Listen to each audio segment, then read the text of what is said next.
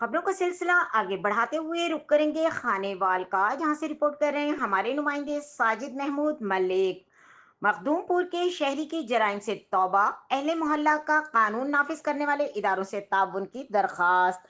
Tahir colony Makhdumpur के रिहायशी कामरान चौहान ने रूबरू मोअज़्ज़िज़ीन इलाका जामिया मस्जिद अल समद ताहिर कॉलोनी में हल्फ देकर चोरी डकैती मंशियात के धंधे से तौबा कर ली।